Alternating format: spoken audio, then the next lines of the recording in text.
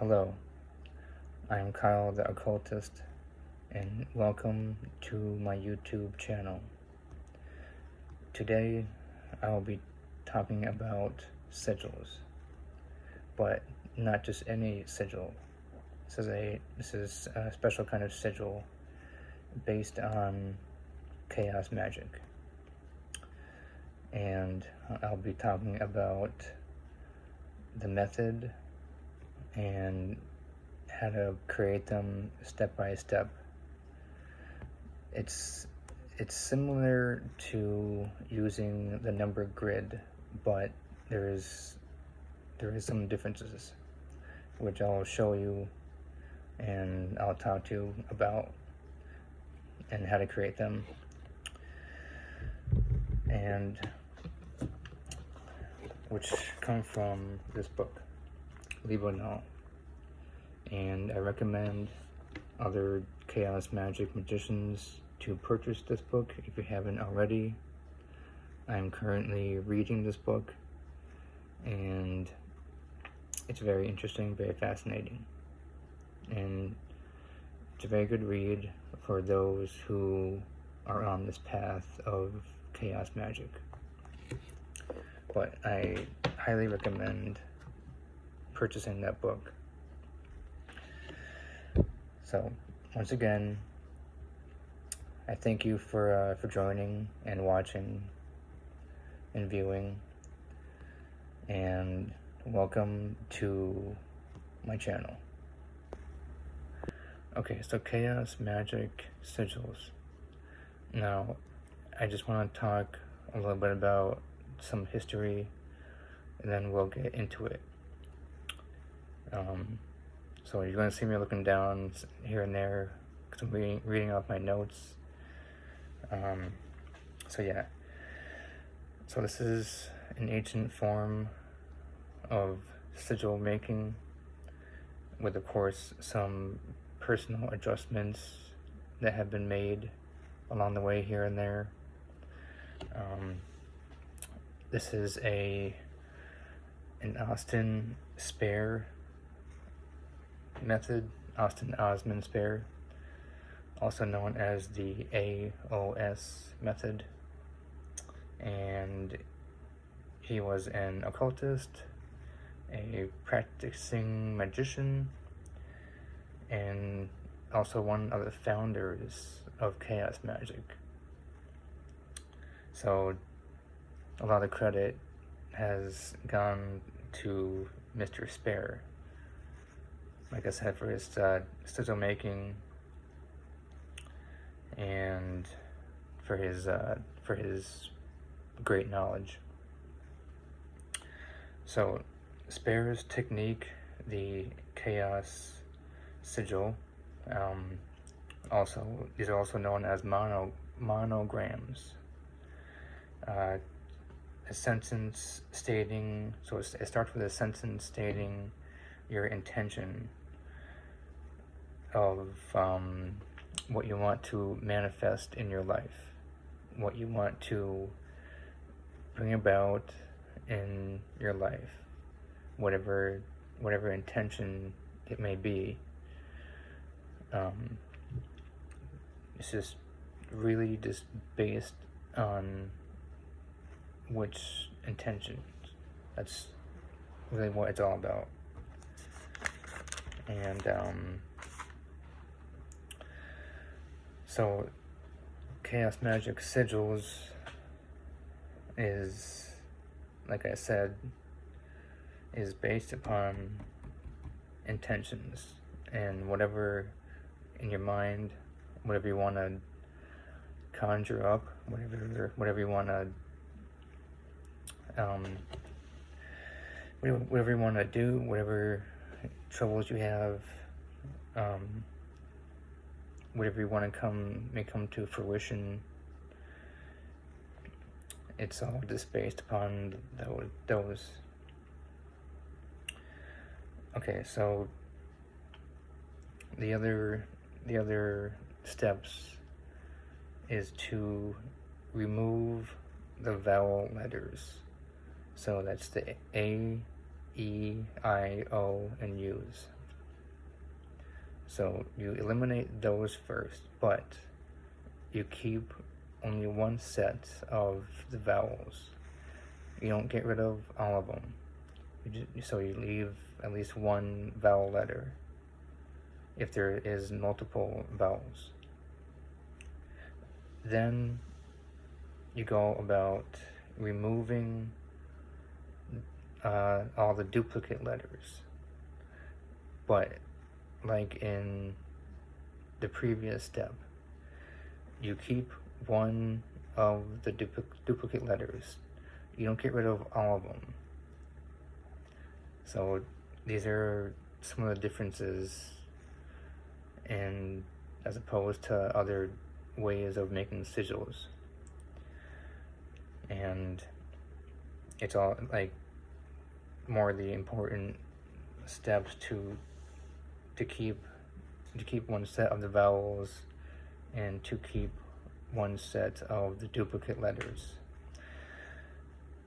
And then with the remaining letters is what you create the sigil out of. And that's a part that gets creative, and that you want to pretty much let your mind do the work. Whatever images you think about, I usually start with the left side, with whatever letter is on the left, and then I go to the right, and that's pretty much the process of how to make the sigils. So you can, like I said, you can just let your mind do, just let your mind run free, and just kind of get creative with the remaining letters. Like you can really create them however you want. Whatever comes out, whatever you end up drawing on the paper is what your sigil is. And then you can take that sigil and you can burn it. You can burn it after, or you can bury it. That's another way of making it come to reality, to fruition. And also, according to the Liber Null, you can also cast it into the ocean. So that's another form. So there's like 3 major forms, and it's all based upon those. So now I'm going to show you how to create them, and how to set it up, and then from there you guys can try it on your own, and you can charge it however which way you want. You can cast it out however which way you want. Like I said, burn it.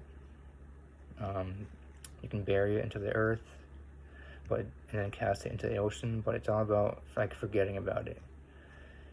Like you have to let your mind focus on other things, forgetting about it. For me, I always burn it. I always like to burn it. That's just one way for me to get rid of it and to forget about it. It's also good to meditate on it too before burning. But I have my little cauldron which I use to burn it. So I'll be showing you guys exactly how to create one next. Okay, so this is what I created, the Chaos Sigil.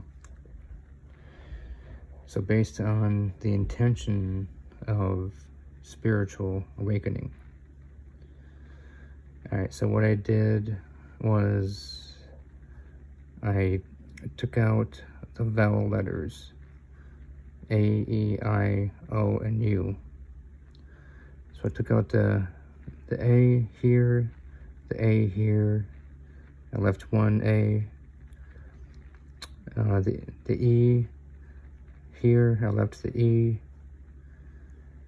the I, crossed out the I, and I left that one, and then there was no O's, so I didn't have to worry about the O's. The U here, so I left that one, and then the removal of any duplicate letters, and as you can see, there were no duplicate letters, so I didn't have to cross any out, so I didn't have to worry about that. So with all these letters, I had created this sigil. So I'll show you how I did that. So starting, like I said, in previous video, I started from the left and then worked my way to the right.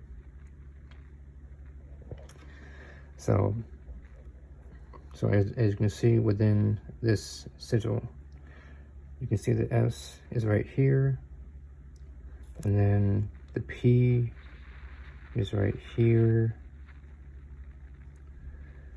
and then the R is right here. I put it on the other side of the P, and then the T here, the U here, the W I had put right here, the A I put here, that's the A, the K I put here, the K, you can see it, the E is right here, the I kind of merged it within the T, so you can see it right here, the I, the N, I had put it down here. I merged it like within the R and then the W, so that is the N here, and then the G, as you can see right here, it's within the S.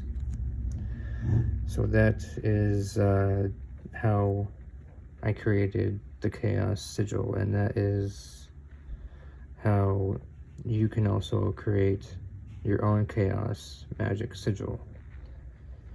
And so, like I said, however you want to do it, you can burn it, you can bury it in the earth, or cast it out to the sea. So yeah, that's the whole method, based upon the book called Liber Null and Psychonaut by Peter James Carroll, The Practice of Chaos Magic, and that is the method. So that wraps up my first video of my mini-series about sigils. So I hope that it was educational for everybody out there. I hope that you enjoyed it.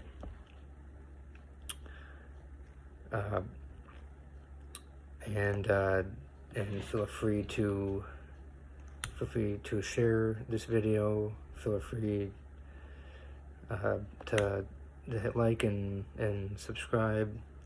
And if you know any other people, chaos magicians that are on this path, or if you know any others that are interested in this path, feel free to have them watch this video.